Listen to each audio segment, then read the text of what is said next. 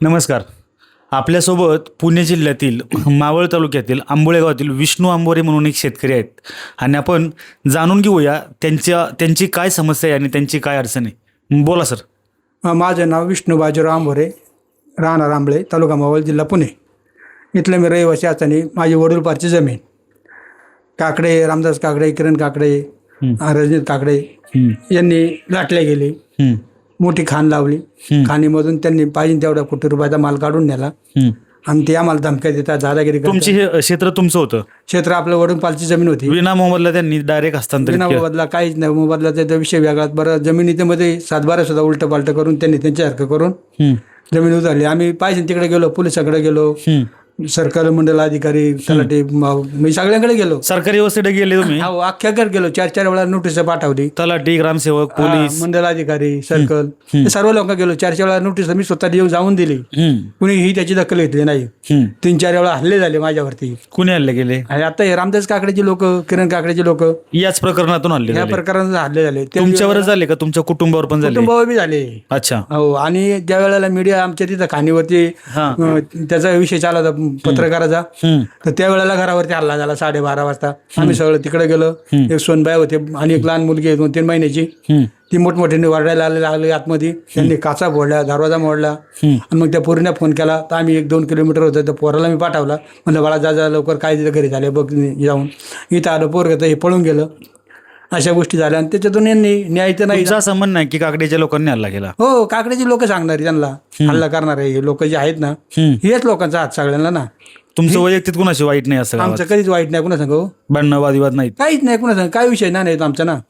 भाऊ काय आपलं कुणी काय जमीन घेतली त्याच्या वाईटपणा यायला काहीच विषय नाही. फक्त वाईटपणा हाच जमिनीचा व्यवहाराचा. जमिनीच्या व्यवहाराने हा खेळ केलेला. आणि भावकीनं खोटं कागद करून त्यांना दिलं.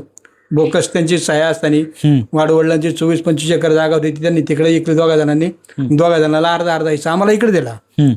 अर्धा हिस्सा दिल्याच्यानंतर त्यांनी उलट पालट चालू केलं.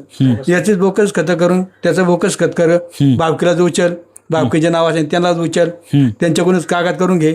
आमचा 8 आणे हिस्सा जो होता त्याच्याला त्यांनी 8 आणे, 12 आणे हिस्सा, 4 आणे हिस्सा खाऊन टाकला आकार तुमच्या आता जमिनीमधला. हो. आणि त्याच्यामध्ये खाण लावून आता खाण तर काय पाण्याला लागली 300-350 बोटकवाले बोटं मोठमोठे लावलेले. तुमची काय अपेक्षा आता, म्हणजे आता तुम्हाला काय, म्हणजे तुमची सरकारी व्यवस्थेकडून काय अपेक्षा आहे? तुम्हाला काय मिळावं? आमची आता भरपाई करून द्यायची आम्हाला अपेक्षा पाहिजे. आम्हाला खाण्याकरच काय राहिलं नाहीये. आता आम्ही काय त्यांचं पाणी पिऊन नका जगायचं का?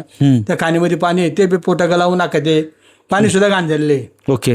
हो, त्याच्यात न्याय भेटायला पाहिजे. वडील आमचे हे जसं कळलं वडिलांना, वडील 12 तासामध्ये मेले. म्हणजे जमीन तुमची होती, त्यांनी त्याच्यावरती हस्तांतरित केली, हस्तांतर केले. आम्ही बेकायदेशीर हस्तांतरित असा तुमचा आरोप आहे? विचार न करता गेलो तर आम्हाला दादागिरी करायला लागले. तुमच्यावरती घायवा घालू, अमकं करू, तमकं करू, तुम्हाला पाहिजे त्या गोष्टीला कोणाला जायचे तिकडे जा म्हणले. काय आमची कोणी वाकडे करू शकत नाही म्हणला. असं बोलून बरेच वेळ. असं कोण बोललो तुम्हाला? किरण काकडे, रामदास काकडे, त्यांच्या तिथलं कामगार मध्ये, रे आमचं मालक कसं आहे पाहिलं का तू, कुठं खराब करून टाकून तपासवी लागणार नाही. तुम्ही समक्ष भेटले त्यांना? हो, त्यांनी तुमच्या समक्ष असे आरोप केले? हो, 2-3 वेळेला, 4 वेळेला माहिती त्यांच्या तिथं ऑफिसला इकडे तिकडे जाऊन त्याच्या गाठीभेटी झाल्या. ओके. ह्या लोकांनी असं उलट पालट शिकवलं तर आम्ही गरीब लोक जाणार कुणा का ना. पोलिसांना गेलो, किशी घेईना, सरकार तलाठ्याकडे गेलो, त्यांना 4 वेळा स्वतः मी जाऊन नोटीस दिली. त्यांनी कुणीही दक्षता घेतलेली नाहीये. शासकीय व्यवस्थेनं कुणीही दखल घेतली नाही? अजिबात नाही. त्याच्यानंतर वडील मेलं 12 तासामध्ये. त्याच्यानंतर आई म्हणती मी बी या खाणीमध्ये जाऊन आत्महत्या करेन. मग आता हे सगळे आई बाबा गेले तर आमचं तरी जगून काय करायचे? आम्ही पोलीस स्टेशनला नाही मग सरकार तलाठ्याच्या त्याच्या ऑफिसला जातो, आम्ही आत्महत्या करून घेतो राखेल होतून. बाकी ज्यांच्या पुढे काय आमचा विषय नाही झालेला. देवेंद्र फडणवीस, एकनाथ शिंदे आणि चंद्रकांत बावनकुळे यांनाच आमचा सांगण्याचा विषय आहे. सरकारला तुमची काय विनंती आहे? आमची विनंती हीच आहे, यांनी केलं, यांना काहीतरी कारवाई व्हायला पाहिजे, आमची आम्हाला भरपाई मिळायला पाहिजे. म्हणजे तुम्हाला न्याय मिळावा? न्याय तर मिळालाच पाहिजे. न्यायशिवाय कसं होणार हो? न्याय त्यांनी दिला तरच कोणत्या गोष्टी होणार ना पुढे. तसं नाही होऊ शकत. द्या बरं यांच्याकडे. बरं, नाव सांग तुझं? माझं नाव अक्षय विष्णू आंबोरे. मी आंबळ्यामध्ये राहतो. त्यांचा मुलगा तू? हो. हां. तुमचं सगळं एकत्र हे कुटुंब आहे? हो, हे आमचं कुटुंब आहे. किती वेळा, म्हणजे असं काय, तू काय सांगशील या प्रसंगाबद्दल? तू आता माझी वडिलोपार्जित जागा आहे माझी. आमच्या वडिलोपार्जित जागेमध्ये आमची असलेली नाव उडवली. आमच्या जागेमध्ये स्फोटके लावून दगड उत्खनन, आमची कोर्टामध्ये केस चालू असताना सुद्धा स्फोटके लावून आमची जागा उखरली गेली. वारंवार आम्हाला धमकी, वारंवार धमकी, स्फोटके वारंवार चालूच आहेत. रात्री 12 नंतर त्यांचे काम चालू होतं. रात्री 12 नंतर स्फोटके उडवले जातात. उत्खनन, दगड, खनिज, माती, बुरुम हे सगळं आमच्या जागेतनं काढून नेलेलं आहे. आमची शेती, चालू शेती असलेली, त्याच्यात आम्हाला वारंवार धमकी देऊन की तुम्ही इथे येऊ नका परत, अशी आमची चालू शेतीतनं त्यांनी सगळं काढून नेलेलं आहे. याला तुमचा गावातील सरपंच किंवा यांचा काय ह्याला विरोध नाही तुम्ही नाही, विरोध कोणाचाच नाही, कारण की सगळ्यांना हे पैसे देऊन सगळ्यांना गप्प करतात.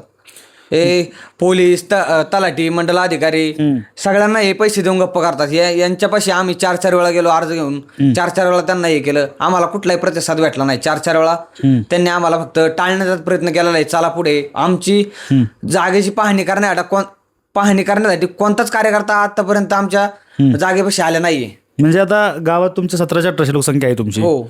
मग रहिवासी म्हणजे स्थानिक ठिकाणी असं खूप लोकांना ही अडचण चालू आहे, खूप लोकांना ही अडचण चालू आहे. पण त्यांची ही समोरची जी मोठी लोक पाहून गरीब लोकांना न्यायच भेटत नाहीये. त्याच्यामुळे सगळी हाय अशी शांत आहेत. मी आता येताना पाहिलं 80 ते 90 हायवाय का रोड न वाहतात असे 5-10 जण. याचा तुम्हाला स्थानिक लोकांना त्रास नाही होत? खूप त्रास होतो, पण आता काय करणार मोठ्या लोकांपुढे, हे काय करणार? हे धमक्या देतात गरिबांना. शेतकऱ्यांना कोणताही न्याय भेटत नाही इथे. शेतकऱ्यांना कोणताही न्याय भेटत नाही. आमच्या जागेमधनं जे दगड, खनिज, माती सगळे आमच्या जागेतनंच उकरून नेलेलं आहे. हे गाववाले एकत्र येऊन आवाज नाही उठत? नाही उठत. हे गरिबांना सगळ्यांना, हे वरच्या पातळीवर जे लोक आहेत ते पैसे देऊन शांत करतात सगळ्यांना. आम्हाला वारंवार धमकी येते. घरात फॅमिलीला धोका चालू आहे. किती वेळा आले तुमच्या? 3 वेळा हल्ला झाला आमच्यावरती. आपण जी बाईट दिली आधी, त्या बाईटवरती, बाईट चालू असताना आमच्या घरावरती हल्ला झाला. दारं खिडक्या तोडली, घरात दगडफेक केला. त्याच्यानंतर दुसऱ्या दिवशी 8:30-9 वाजता रात्री लाईटी घालून दगडफेक केली. लेडीज वरती दगडफेक केली बाहेरनं. कधी घडले साधारण हे? म्हणजे कधी आता लेटेस्ट नवीन हल्ला कधी झाला? कालच झाला. कालच? हो. म्हणजे आता आपण बाईट घेतोय ते काल हल्ला झाला. किती वाजता? काल 8:30 वाजता रात्री. याची तुम्ही काय पोलीस चौकीत तक्रार वगैरे? आपण पोलीस स्टेशनला गेलो. असं सांगितलं की आमच्यावरती परत हल्ला झालेला आहे. ते म्हणले पाहू बघू काय झाल्यावर. इथं पोलीस आले होते का? हो, इथं पोलीस आले, फोटो काढले, चहा पिला, निघून गेले.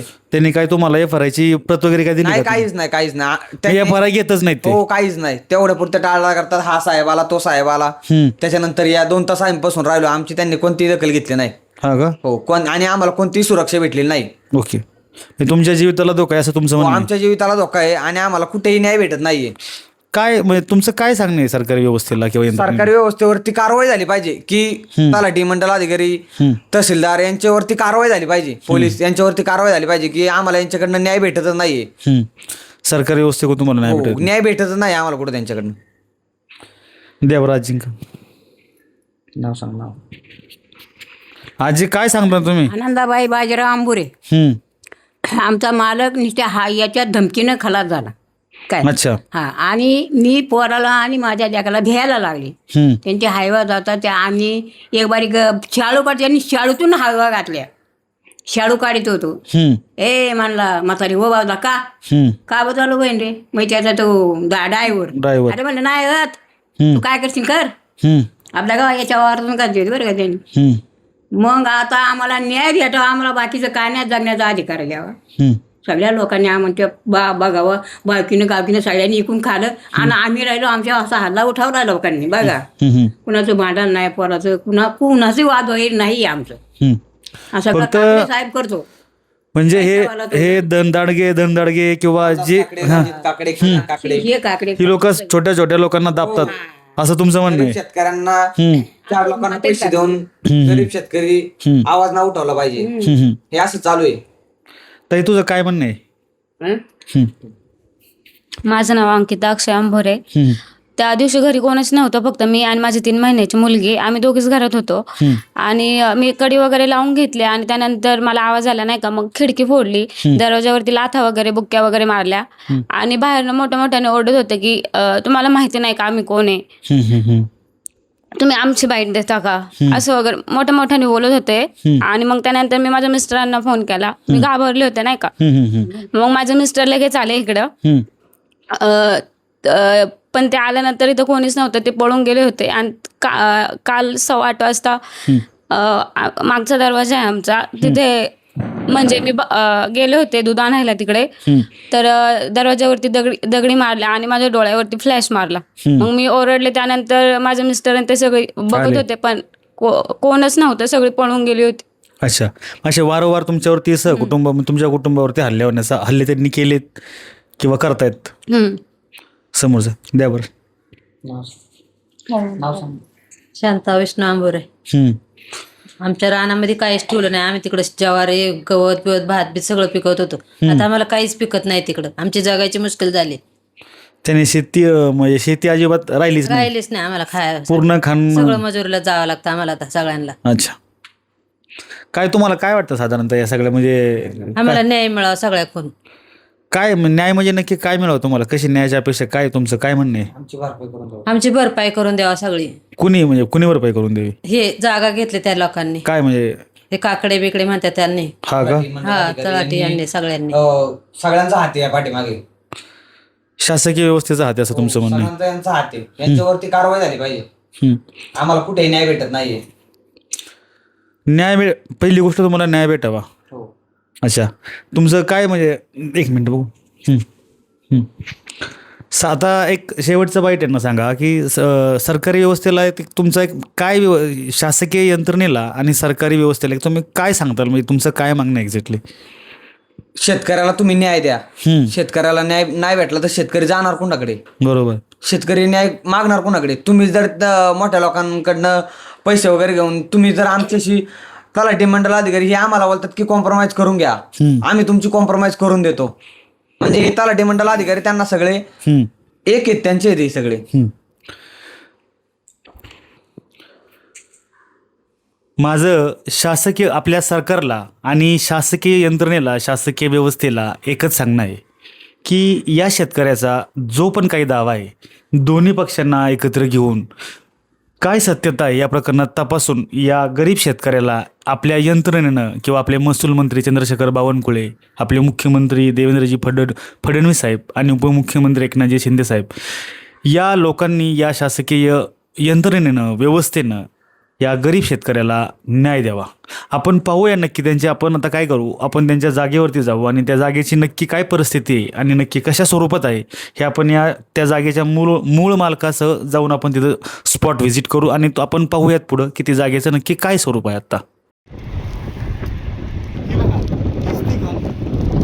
ज्या शेतकऱ्याचा आपण आता इंटरव्ह्यू घेतला, विष्णू आंबळे या शेतकऱ्याची ही खान आणि ही किरण काकडे आणि या काकडे परिवारातल्या या खडीमध्ये बेकायदेशीर उत्खनन करून त्यांची जागा बळकवली असं त्यांचा आरोप आहे की निसर्गरम्य शेती पहा, हा निसर्गरम्य परिसर पहा, इथं धनशक्ती आणि बलशक्ती एकत्र येऊन महाराष्ट्रातील गरीब शेतकऱ्यांचा कसं शोषण केलं जातं किंवा त्यांच्याकडून कशी संपत्ती विनामोबदला घेतली जाते त्याचं हे आपल्यासमोर एक ज्वलंत उदाहरण आहे. हा यांचा आंबोळ्या शेतकऱ्यांचा कोर्टात दावा प्रलंबित आहे आणि त्यांची हीच ती जमीन आणि हीच ती खाण ज्याच्यावरती ते दावा करत आहेत आणि ज्याच्यावरती ते आरोप करत आहेत. माझी सरकारला एकच विनंती आहे की लवकरात लवकर शासकीय यंत्रणा आणि शासकीय व्यवस्थेनं याच्यामध्ये हस्तक्षेप करून त्या गरीब शेतकऱ्याला न्याय देण्याची प्रक्रिया पूर्ण करा.